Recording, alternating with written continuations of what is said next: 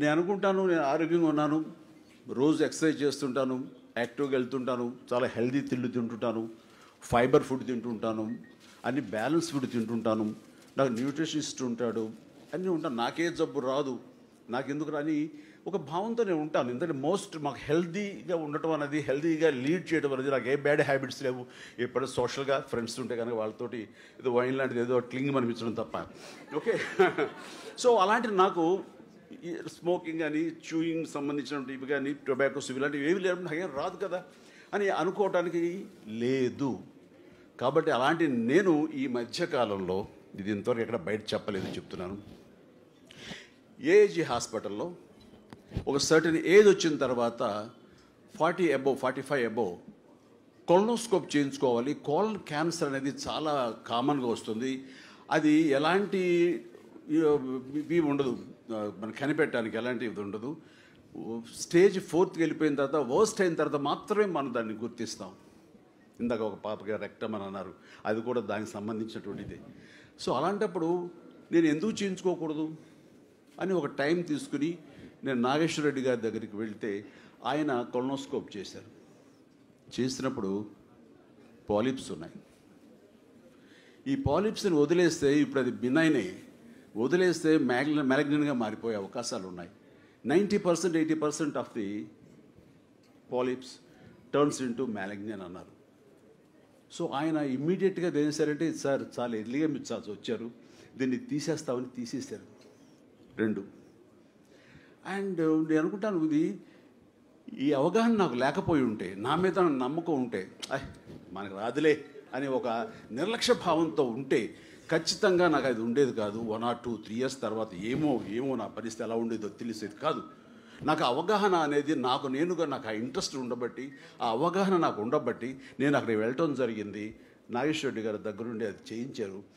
ఇది లేకుండా పోయింది. ఇంతవరకు ఇది చెప్పడానికి నేను ఏమాత్రం హెసిటేట్ చేయట్లేదు, ఏమాత్రం ఇన్హిబిషన్ కాదు. ఇది ప్రతి ఒక్కళ్ళు దీన్ని చూసి తెలుసుకోవాలి. ఎందుకంటే భగవంతుడు మనకి ఇచ్చేటటువంటి కొన్ని మన తప్పు లేకుండా ఇచ్చే వాటి మనం ఏమి చేయలేము, దాన్ని తప్పించుకోలేము. కానీ మన చేతితో చేసిన వాటిలో మాత్రం అది స్వయంకృత అపరాధం. అది మన తప్పిదం అవుతుంది తప్ప విధి తప్పిదం కానీ దేవుడి తప్పిదం అవ్వదు. దాన్ని రాకుండా చేసుకోవడం మీ చేతుల్లో ఉంది. మీరు బతకాలంటే మీ చేతుల్లో ఉంది. కాబట్టి ఇంత అద్భుతమైన జీవితాన్ని మనం కేర్లెస్గా, నిర్లక్ష్యంతో, మనకేం కాదులేనే ధోరణితో మీరు చేస్తే కనుక మీ చావును మీరు కొని తెచ్చుకున్నట్లే అవుతుంది. మీ చావు మీతో అయిపోయింది అనుకోండి, ఏం బాధ లేదు. కానీ ఒక కుటుంబాన్ని మీరు విషాదంలో ముంచేస్తారు. మిమ్మల్ని నమ్ముకున్న వాళ్ళని, మీ బిడ్డల్ని, మీ తల్లిదండ్రుల్ని ఎంతమందిని విషాదానికి గురి చేస్తారు. ఇది న్యాయమా? మీకు అవసరమా? మీకు సమ్మతమా? అలా అనుకున్నప్పుడు అనిపిస్తుంది, ఇది చాలామంది ఇన్నోసెన్స్ తోటి, ఇగ్నోరెన్స్ తోటి తెలియకుండా పోతుంది. అలాంటి వాళ్ళకి తెలియచెబితే బాగుంటుంది అని ప్రాక్టికల్గా నాలాంటికి అవగాహన ఎంతో కొంత ఉంది. అందులో ఇలాంటి డాక్టర్స్, మన గోపిచంద్ గారు, రమేష్ గారు, ఇలాంటి డాక్టర్స్ యొక్క సాంగత్యంతో ఈ యొక్క అవేర్నెస్ చాలా వచ్చింది. నేను అందుకనే మన డాక్టర్ అని అడిగాను. ఇందాక ఏదో బోన్ మ్యారో గురించి మాట్లాడుతుంటే టీ సెల్స్ గురించిను, అలాగే స్టెమ్ సెల్స్ గురించి, బీ సెల్స్ గురించి మాట్లాడుతూ ఏదో వచ్చాను, నాకు తెలిసిన క్వశ్చన్ వేస్తాను. ఆయన ఒక్క నిమిషం ఆగిపోయారు, సమాధానం చెప్పాలి, ఏమైనా తప్పు క్వశ్చన్ వేస్తానని. అలా మీకు ఇంత అవగాహన ఉందా అని అన్నాడు.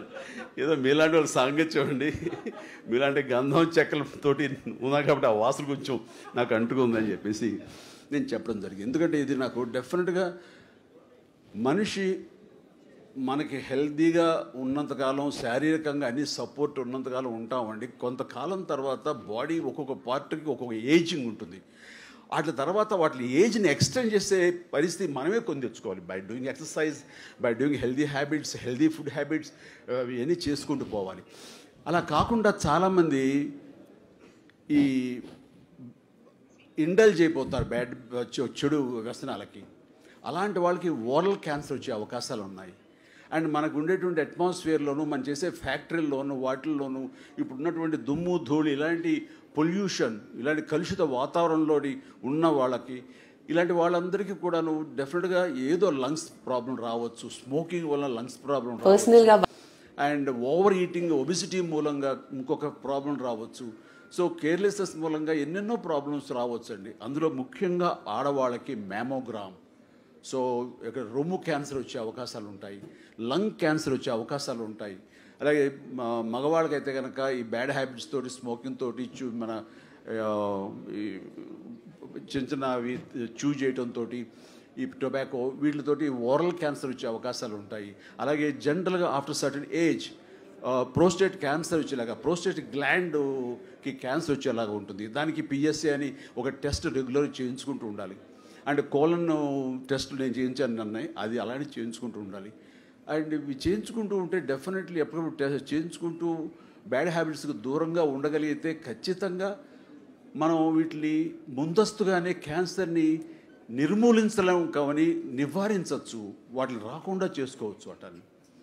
సో ఈ రోజున మన సెన్సస్ చూస్తే కనుక 2022 ఇండియాలో దాదాపుగా 19 లక్షల మంది కొత్తగా క్యాన్సర్ బారిన పడ్డారని తెలిసినప్పుడు షాక్ తిన్నాను. దాదాపుగా 2 మిలియన్ పీపుల్ గాట్ ఎఫెక్టెడ్ అండి. ఇది చాలా అలార్మింగ్గా ఉంది. ఇది కాకుండా ప్రతి సంవత్సరం 12% చొప్పున ఎన్హాన్స్ అయ్యే అవకాశాలు ఉన్నాయి because of our life styles, because of our food habits, because of our carelessness, by almost ఎన్నో రకాలుగా ఉంది. సో ఈ క్యాన్సర్ అనే దాన్ని ముందస్తుగా మనం గుర్తించగలిగితే నివారించడం అనేది ఇది నాట్ ఏ బిగ్ డీల్. అదే చెప్పారు, మనకున్నటువంటి టెక్నాలజీని, మనకున్న అవైలబుల్ ఈ మిషన్స్ అవి కొత్తగా ఇందులో పెట్టినటువంటి మిషన్స్